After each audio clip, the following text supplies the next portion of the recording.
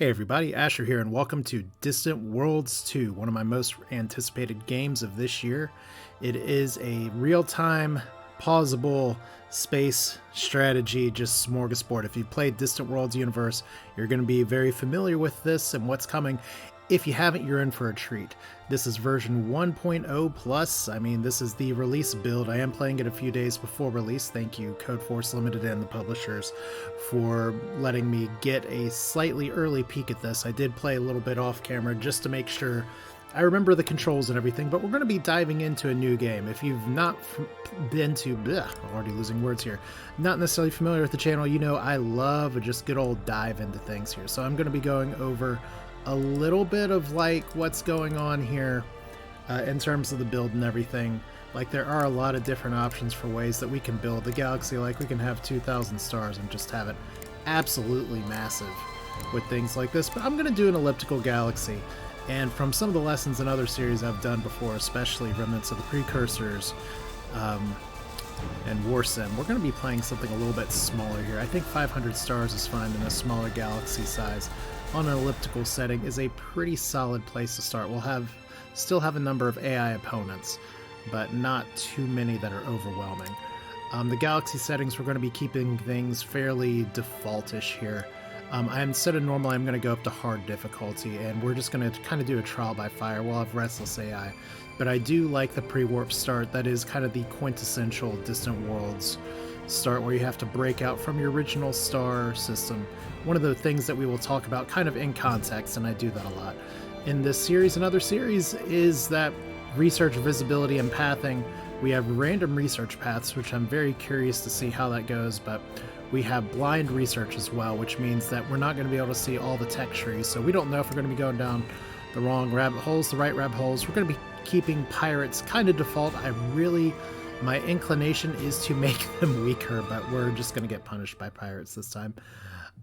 Or maybe anytime ever, and you all can point and laugh, and it's fun. Colonization.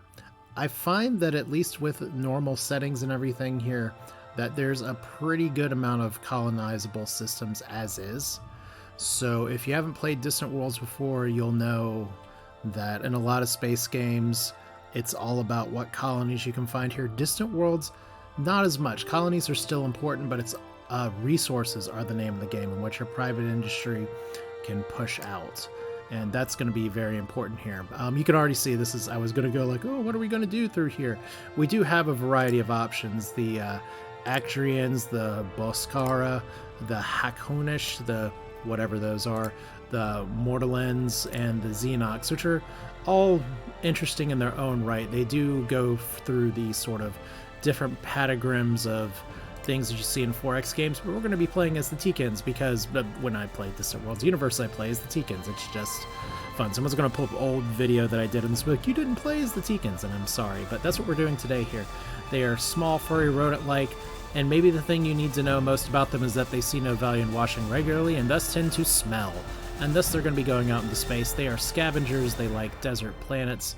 They're really good at mining, damage control, repair, trade, income. They are sort of big trade empires, moving around, getting extra reproduction here. Everybody kind of has their strengths and weaknesses. You can see that the races don't really like each other through here. That can change over the course of the game. Their preferred governments is a mercantile guild or monarchy. We're going to stick with the default for now here. And trapper groups are their default infantry, maybe one of the worst infantry groups in the game. So let's try not to get invaded on the planet. Empire and government, like I said, mercantile guild. I guess we'll call this the Ashen. Oh god, I have like 5 different things I want to do. Fish fry, that's fine. You want to get something that has a smell. Fish fry can have a good smell, so that's fine. So Ashen fish fry is going to be our way here, and I guess that means if we run into some fishy opponents that we can not be friends with them. There are a pretty good default series of flags. I should probably make a custom flag for myself for all these games at some point, but I kind of like this big pointy arrow thing. Mercantile Guild, they highly focus towards commerce, which is fine. The other one being monarchy, which gives a lot of different bonuses here. Rule with absolute power, but may share that power with the ruling council or nobles here. So that gives us a lot of bonuses. In this one, it there's a lot more room for corruption, but I'm going to stick with Mercantile Guild. Special ability, manually control mining ships. That's interesting. Monarchy does not have that power. Now, we can choose some of these other things, but this is what they prefer. Our starting situation thus is going to be normal. Expansion starting, pre-warp, starting location. We can do any of these. We're going to pick random, and we'll see where it goes. We're going to just let the computer do 12 opponents. And look at that, about 5 minutes into the video, and we're pretty much ready to start. Victory conditions are all going to be default. Just know that any combination of these, I believe that's how it works. We don't play these games to actually get to the end and win. We just play to have fun until we do the next save. I don't know. Everyone does their 4X style games differently.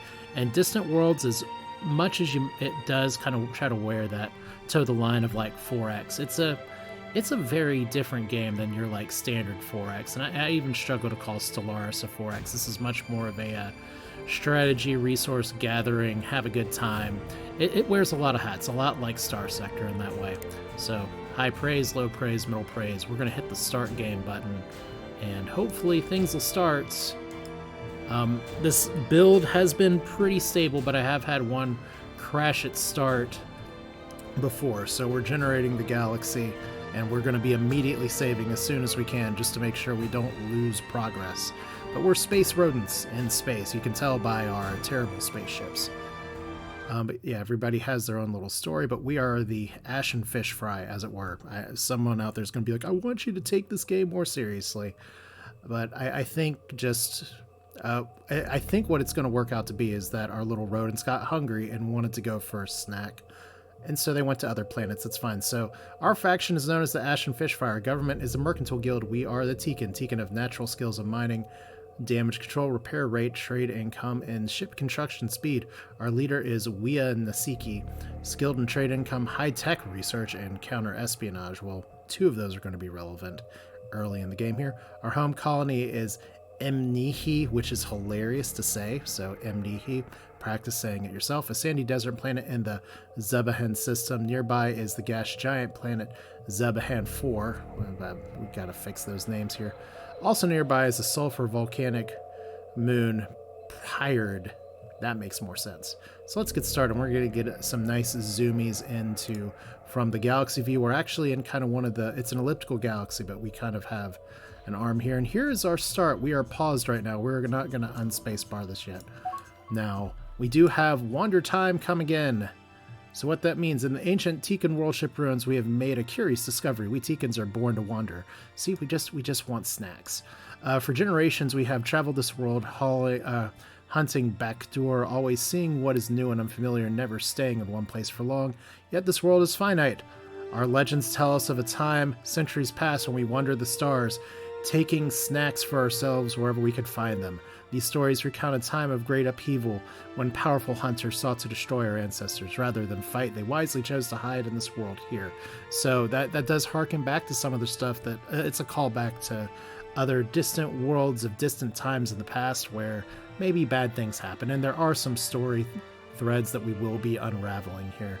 But long story short is that there are remnants of ancient machines. These guys usually like to take them apart and put it back together.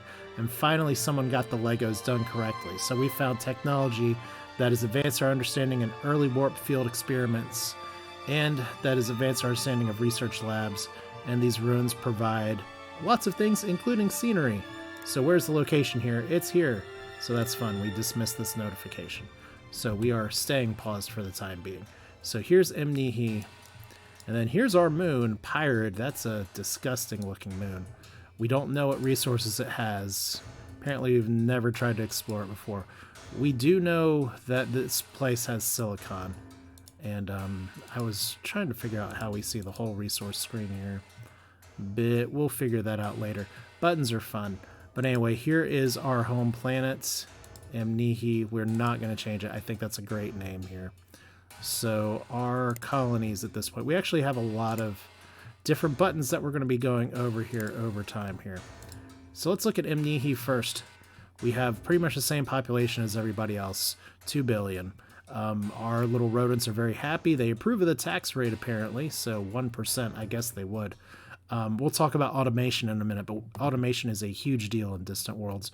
We're going to be letting the computer try to handle the tax rate there. Our colony is developing high quality of environment in the desert, and we're enjoying living in the Empire's capital. So approvals, very happy. Development's pretty good, base revenue, all that. Now we have some unknown items present, and we could let the population try to do that, but there's some things that are being built. One is an exploration ship, one is a construction ship, and one is a mining ship. We're going to get a lot of suggestions to build some more things in just a minute. And I will say this much. If you don't like how big and blocky these menus are, and I am going to keep them up here because it's a lot easier for you all, the viewers, to see what I'm doing. But if maybe you're playing by yourself and you want to do this a little bit differently, and it's weird that I can... Oh yeah, I love that sound. But it's weird that we can move stuff around in the background here. Anyway, game settings, where was it? Interface size. We can drop this down to small or very small. We can make it large or very large.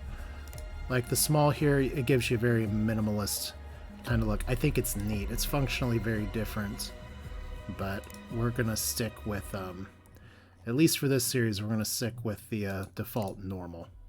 But that's good if you think the AI is a little too blocky and you don't want to see what's going on. But we also have this thing. We actually don't have a lot of asteroids around the planet, which is something I'm used to having. But let's zoom out here for just a second, because we have we kind of have a lot to see as we look through here, and a lot of different viewpoints here. And right now we have this little selection box, which is really nice. But if we zoom out, that's as far as it goes. And there is different ways that we can look at some different ideas of what's going on here. But I think maybe the most important thing is that we know we're not in the core worlds. We know there's some dusty clouds around here. And we'll kind of play with that a little bit. So there's zooming to the galaxy. We zoom to the region, there we are. We can zoom to the system. Obviously it doesn't work very well. So let's click back here and just mouse wheel on down. So what else do we have going on in our system right now? It looks like we are aware of some ruins over in this system. We're aware of an ocean planet that's over here. So we have carbonaceous, I think that's how it's pronounced, system, a rocky metallic planet with another little thing here. And one of your first instincts in distant worlds is going to be to try to explore this as much as possible. But we're not necessarily going to go right for everything around here right away. We're very fortunate that we're at a moon that's orbiting a gas giant, a big pink ball in the sky, and another moon here. Because we're actually not going to run into some of the problems that I have had in some of my test games here. So we have a new leader. First off, let's say hello to Wea. We are not going to dismiss you, but we do have lower diplomacy, lower colony happiness. Whoops. But we are going to keep you automated for now. Let's actually look at automation for a second. So policy settings all the way over here. There's lots of different things here, and as I play, I'm probably going to tweak some of these things, but I do like having a lot of suggestions. There are some things that you just want to... I don't really have any like problems with the defaults so far. It's been pretty nice. Like, we get prompted for ruins, prompted for other abandoned things here, but colonies and tax rates, we're not going to be doing that manually. I already said that. Construction, we are going to be getting suggestions for that, but we'll go through kind of how to build that. So the number one thing before we unpause here is, if we look over here, we have our building queue. One of the reasons I chose these guys is that their ships are bright and really easy to see. And we do have this facility that's over here. But if we click on the exploration, we do have a ship. This ship is not constructed yet, so let's unpause. And Swift Agent is over here. It is actually constructed now. Hooray! So this is where we can go with our ship. Now I'm going to tell you something. We can't even get to this planet over here on this ship. This circle is our limitation. So your first instinct may be to go full Stellaris and send this ship around like the rest of the world. That's not what we're doing here. Now, because I do have a moon here, we can actually select this. Press and hold right click, that brings up this, and then survey. We can do that. And the reason we're doing this one first instead of surveying our own home planet, which is what we'll need to do there, is that we're going ahead and building another ship. So a new leader appears, we know that. A new exploration ship completed. That's fine. So what else can we build? Build a new ship here. We want to build another surveyor. That's fine. I'd actually like to build another construction ship. Don't think we need to build another escort, but we do need to build a spaceport, which is, this is why some of the text is kind of small. You can see I'm already eating into my money, which sucks a little bit, but spaceport's important because it does help with research and it does help with other stuff. Well, other stuff being specifically building things here. So we're going to let these things build in a second, but I do want to look at research real quick. Because right now we do have early warp experiments. We're 3.36 years from completing this. I think if we pay cost for 3,000 credits, that's probably worth it just to move it on up and make it go a little bit faster. So it's 1.68 years now. We also have some other researches we need to do. But once again, if I zoom out here real quick, which I can do, control mouse scroll and everything, there is a huge tech tree. And because of the settings that we have, we don't get to be overwhelmed by it. We only get to see the very beginnings of it. So you can see we have basic civilian ships and everything. And there'll be some other stuff that we want to build eventually. The game does a pretty good job of defaulting other stuff, but I think if we just want to add this to the queue, click to queue research. There we go. It just drops it right down there immediately. So that's good. So deflectors or armor. If we could get some other kind of energy storage, that would be nice, but I think we have most of what we need at the beginning, so we're just going to exit research for now. But yeah, a lot of this game just boils down to like tabs and stuff, and this spaceport, what's going to be interesting, you're going to see this more, I'm going to go ahead and unpause, is that as we move around, you're going to see a lot of things getting built, like small freighters, mining ship. Those are not things that I set to build. Those are things that the game's going to be building on its own, and that's because one of the biggest draws to Distant Worlds, one of the things that I really like, is the whole private economy system where the AI does its own. We build the macro stuff, and it builds the micro stuff. Like, if we can sort of zoom in here, if we can see what's actively being constructed by now. Sometimes you can actually see, like, little ships even darting in and out from the place here. So let's see, like the spaceport. I'm gonna hype this up, and then yes, we do have all of our 3D models and everything. Very different from Remnants of the Precursors, where we have a circle, we have a triangle. Not dissing any of the games or those appearances at all, but this is very different from the 2D sprite-based Distant Worlds universe for sure. We're actually going to speed it up a little bit. Sacrilegious, I know, but look at how fast this ship is going. I want you to remember this. Now, obviously, the sense of solar scale, this moon would be like hitting its Roche limit if it was this close to the planet in real life and moving around. We got to video game some of this stuff and just make it look how it looks. But it's taking its dear sweet time to get over here. I just want you to remember how fast this is versus what we're going to be getting here in just a little bit. So we do have research moving along. We have other stuff moving along. There is going to be kind of some idle time here from time to time at first.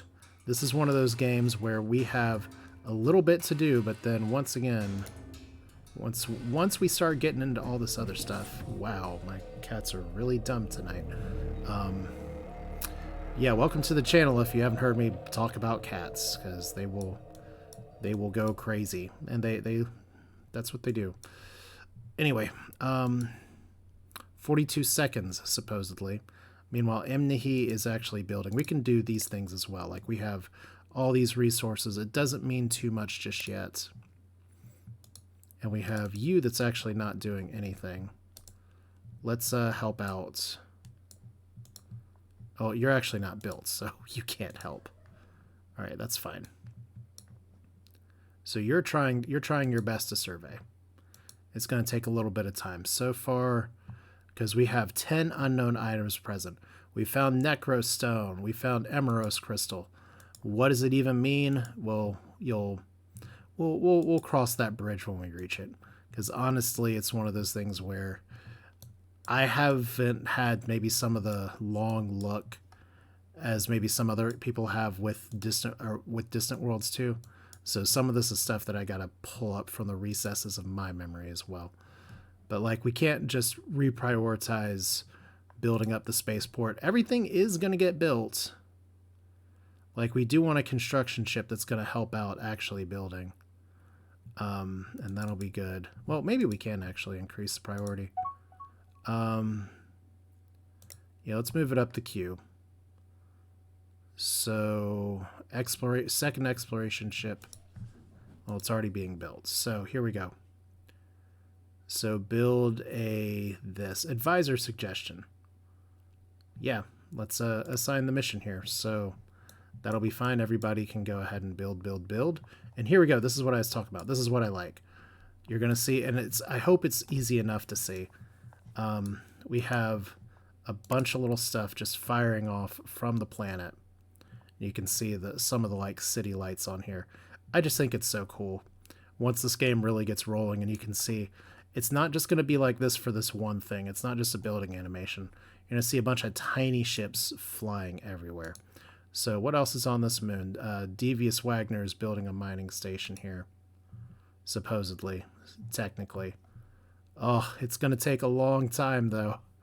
That's part of the deal, I guess, is that in this early part of the game, we've just got to suck it up. We have a second construction ship. We're going to need to build a lot more exploration ships. And we're probably going to need to retrofit in about a year. So let's speed it up even more. Because, like I said, we're at not glacial pace, but you notice that I'm not sending anybody over to the gas giant to actually look at this yet. So we have unknown resources we should explore at a higher level to get these here. Did we figure it out? 5 unknown items present. We should already have a survey ship. Really? Y'all. Alright. Can we do this? Are you actually built is the problem. You're not actually built yet. So that would do it. And then we have, see, here we go. We run too fast and we start getting pop-ups everywhere. So you're officially surveying, which is great. This one's fully automated. This one's manually under control. And you are surveying the wrong thing. So no, we want to survey Emnihi, because once again, if we turn around and try to send somebody to this gas giant, it's going to take a really, really, really long time. So let's see. We have unknown resources. You're still surveying. And that's kind of the crux of the game at the very beginning. So let's see who else we got. We had another character here. We have a scientist. Hooray, scientist. What can you do? No skills, no traits. Characters untested, traits unknown. But you got a cool face. No data pad. Well, I guess there's only so much that we can do at research at this point, as the cats continue to run like hell in the background, which is exciting because everybody's supposed to be sleeping, and hopefully they'll sleep through the kitty cats going crazy. All right, so exploration. Did you finish this? I feel like you didn't finish. All right, so 5 unknown items. That'll be fine. You know what? I did say this before. Since this is already building, we got 76% on our construction here. Let's go ahead and build. A new general appeared, and then we have a discovery as well. Let's pause this real quick. We've discovered new resources. Hooray. More Asalia. That's fine. Let's build 2 more exploration ships. That'll be good. And then a new general appears. Sup, general? We have no, anything to do just yet. Alright. Don't tell me, Gus, you're going to have to... Okay. I had a cat try to get my attention. See, here's the thing, is that I fed them. And they're like, well, now we get to be morons. It's like, you didn't feed me enough. All right, so you're still researching here. Like I said, a lot of this game is going to be done kind of here. And we do have other things that we can build. And we do have ship designs. It's going to be pretty important. You're actually not done. Not even close to done. And now that we've slowed it down, you can see just how much of a monumental undertaking it is. We actually have somebody that's like spraying survey things through this. Let's speed it. Let's speed it up a little bit. I wanna get to the early warp field, and we're so close. So just a year of our lives, we've committed ourselves to looking for snacks out among the stars. We have a suggestion: mining station constructed.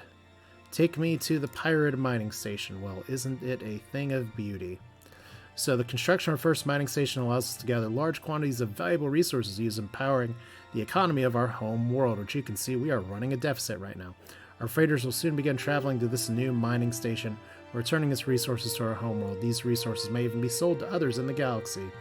Eventually, when we meet them, we should keep building more mining stations, especially targeting resources that both our shipbuilding and homeworld needs. So, hooray! And look at that, just like that. We have look at all that shit that's filling up here. Just so much energy, so much fuel, so many crystals. It's a good day to have a good day. And like I said, we haven't even explored Zubin yet. And we still have unknown items just present all over the place here. So let's see here, 96, 97, 48 days later.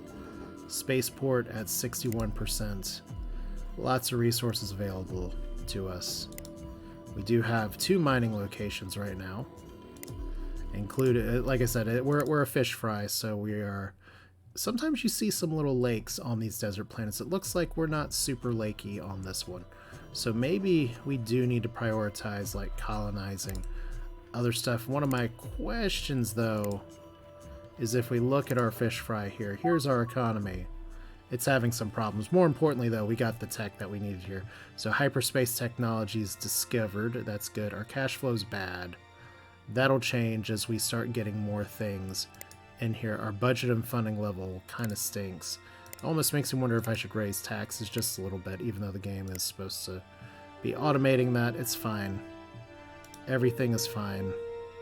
See, our tax rate's at 12 now, not at 1%. Anyway, hyperspace thing. You can see this is the circular flux capacitor. Using the ancient knowledge recovered in our earlier exploration, we have developed our first primitive hyperdrive. This breakthrough of technology allows us ships to travel faster than light. Which means that I need to go ahead and cancel construction for these exploration ships. So freighter, mining ship, that's fine. So what we're going to do here, maybe the second most important part of this whole thing, is we go to ship designs. Now we do have auto designs available for some of these things, and we do have manual designs for some of these things. Let's look here, for instance.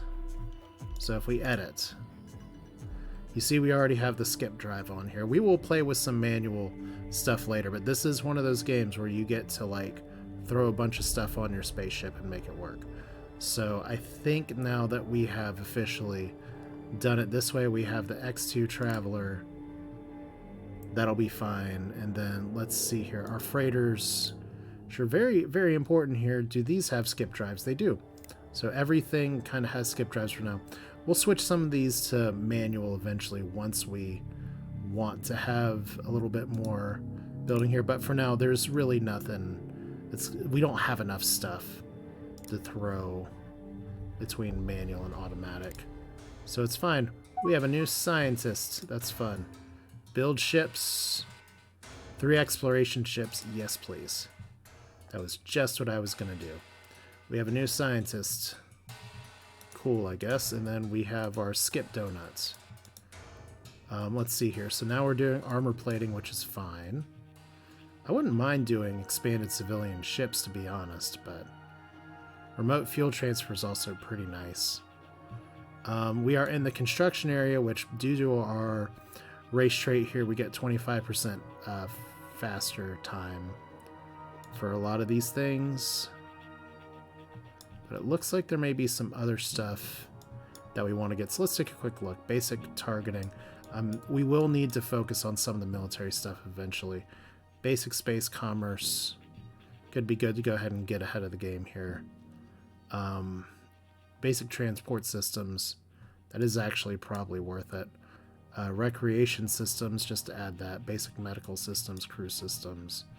Diplomacy. Look at all those diplomatic things that we have.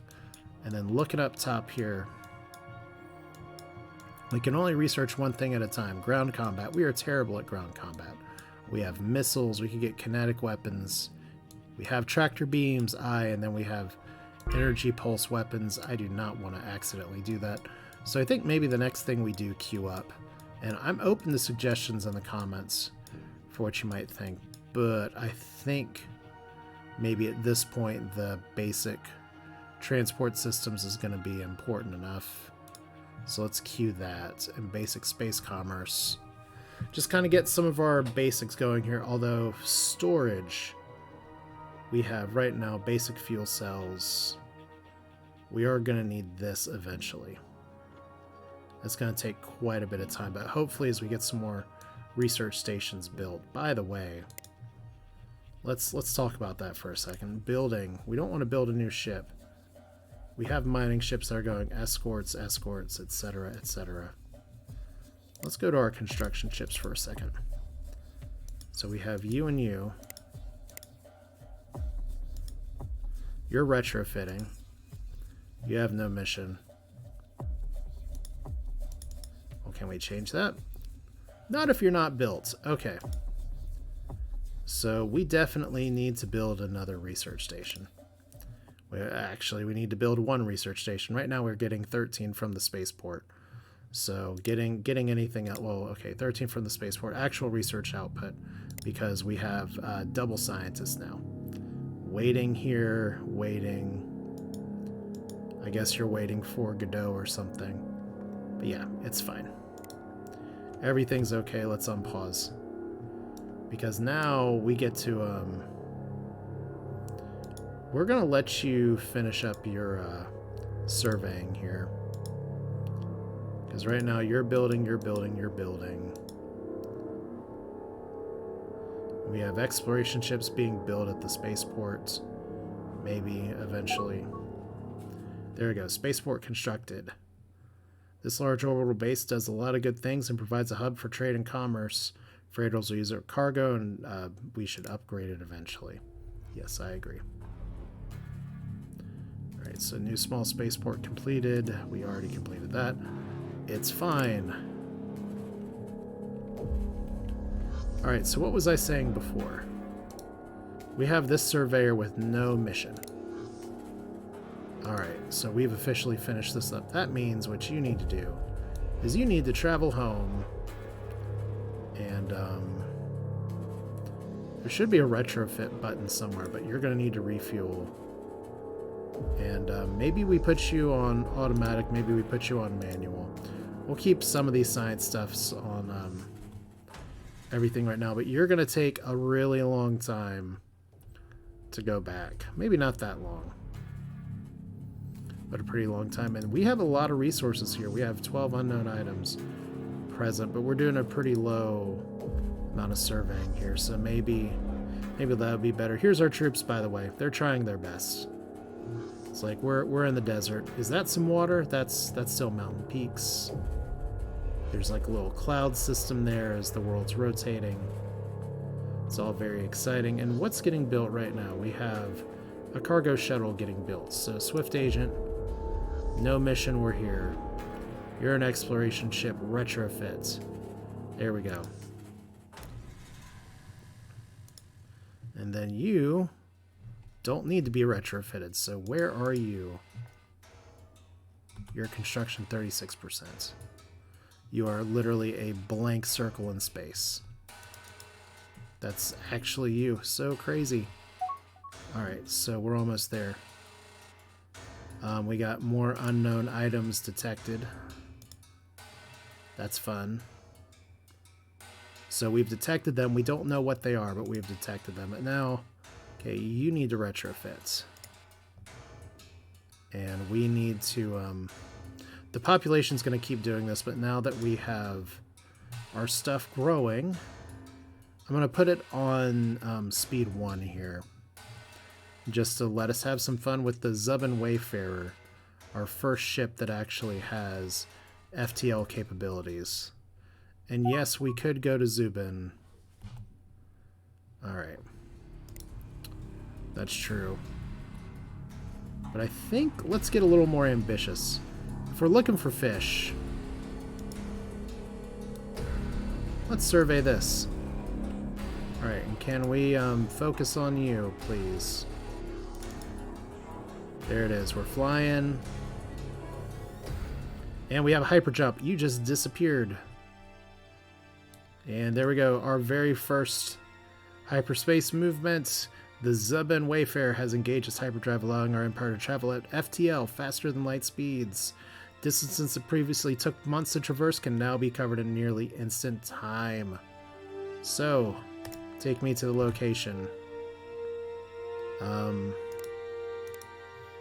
Y'all, you're supposed to be FTLing out of here. Whoa! Okay, well, apparently I clicked on the wrong thing at the last second and our hype disappeared. There we go. Fast. Gotta go fast. So take me over here. Gotta be very careful with where you click. There we go. It's gone. Rip. You're just moving so fast through space. Look at that. Suddenly we can actually make it, like... We couldn't make it anywhere there before, and now we're moving that fast, and that was still at times too. Alright, you have no mission. You have no ambition. You're gonna survey this. Outrageous Envoys building. You're done retrofitting. Where else could be good? I think probably over in Zubin too. And like I said, our home world is gonna get done here eventually. But let's focus on this guy without actually accidentally whoopsieing and make him disappear. And also, I'm not doing a very good job here. We actually have all these things that I can click up here just to see what's in the system. Like, here's our ocean world. Let's get this down for just a second. Alright, here we are. Ocean world. We are surveying it. And what do we know about the ocean world right now? Maybe, possibly not a lot, but it looks pretty. I'm sure that has, like, good... You know what? You know what's really nice? Some good dried kelp. Then you can just wrap some fish on it. It's fine. Exploration ship has begun to be built. That's fine. I do need to build some more research stations, but I'm sure I'll get prompted for that in just a second. So here's this. Let's see what we got with our other surveys here. So, survey, survey, survey. You have no mission. You have no mission. And look at this. We've discovered all kinds of resources all of a sudden. So look, and you can see here, this is the other point. Like, don't get me wrong, it's really cool that we can do this, but our range is actually a little bit of a problem. In fact, I wonder if we're going to have some fuel issues even trying to explore over at Zubin 5. We got enough crap to do in, like, the middle of the area here, so let's try hitting the Explore System button. I'm pretty sure that is going to just have you pop around everywhere. So Swift Agent. Let's just put you on Automated. Auto Explore.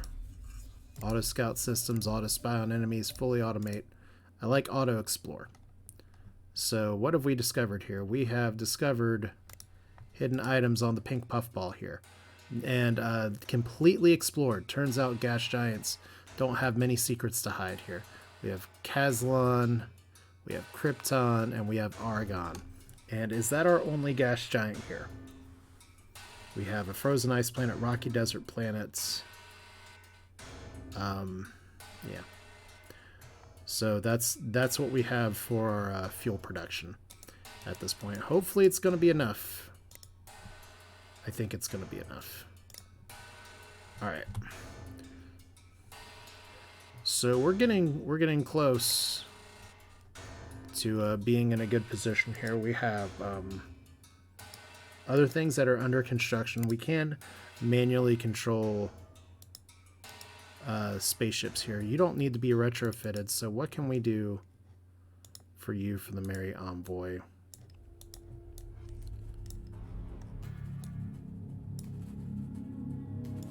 Let's see. Like right now, you are fully automated.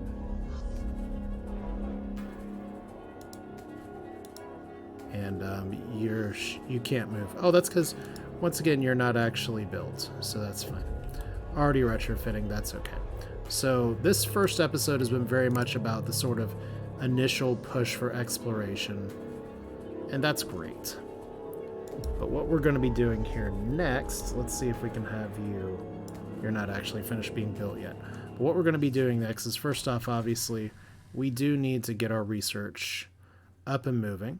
But then the next goal is to go from just our home system to, and exploring some of the other stuff here, to taking a look. We don't have any other stars in kind of our local area. But what we do have... let's see here. Nebula boundaries. We have some nebulas nearby, but we have a few stars that we can take a look at as well. So our first goal is going to be to like expand out where we can look at other stars, and I think that's a worthwhile goal. So anything else that we need to do to wrap this up? We do have known ruins here, unexplored ruins on Zebin 2, and unknown ruins at Pulvolo, which is all the way over here. Fun. That's what those little ruin things are for. Abandoned ships and bases. We don't know of anything yet. Special locations. They exist, but we don't necessarily know what they are just yet. So we have a new spy. Congratulations. And then a new exploration ship is completed. Hooray. And I'm pretty sure that new exploration ship is already automated and having a grand old time. Let's put you on Auto Explore as well. That'll be fine. And then here we go.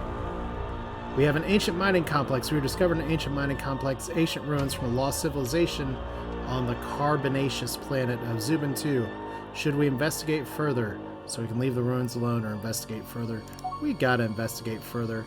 And then we have buried treasure. We are not the first to visit the world or to take advantage of this place. We have discovered mining camps, and there are artificial tunnels that plunge deep beneath the surface. We have also discovered broken down mining equipment and fragments of what are surely spacecraft. It is impossible to believe that anyone from our world could have had the means to visit this place so long ago. No, this must be the remnant of our forebears, the ancient travelers who settled our home planet and made delicious snacks. The stories tell of how in the Wander time they fled a great cataclysm. So we could invest 10,000 credits in repairing mining equipment or in researching ships. You know, part of me is like, we want to upgrade our ships. I kind of want to upgrade the mining equipment, though, because that leans into what we're doing. We're running a negative balance, though. So message. The mining stations here are ancient and degraded.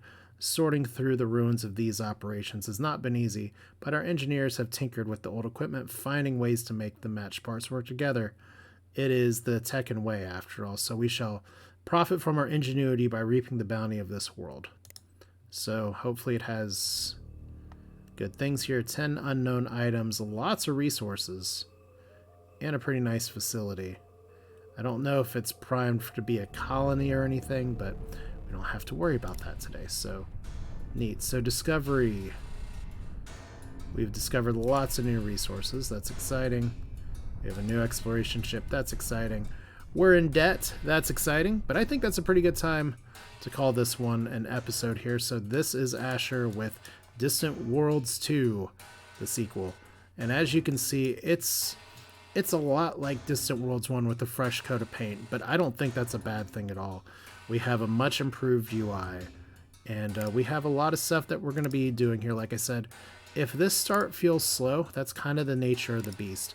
This is a game that builds on its own momentum, and you're going to see here that all this stuff is going to keep happening, and it's going to get a lot more chaotic, and we're going to be leaning a lot more into that automation as we go into the rest of the galaxy. And will we find good fish sticks or something? I don't know. So far, what have we found in this ocean planet? That's not fish sticks. That's just crystal. We can't eat crystal. So we'll see what we got here. We've got a lot of places to look at. I'm pretty excited. But thanks for watching. Hope you enjoyed it. I will just go ahead and give this plug here that if you leave a comment, that's definitely helpful. If you want to be named after one of the officers, I'm going to be putting up another video for this tomorrow, or as of this recording today now as well. So I may not get you for episode 2, but if you want to be a somebody, you can definitely let me know in the comments. And like I said, Distant Worlds 2 officially releases March 10th. So this is the release build. Very exciting. Liking the video obviously helps visibility, but it's going to be a bigger help to the developer if you actually take a long look at the game.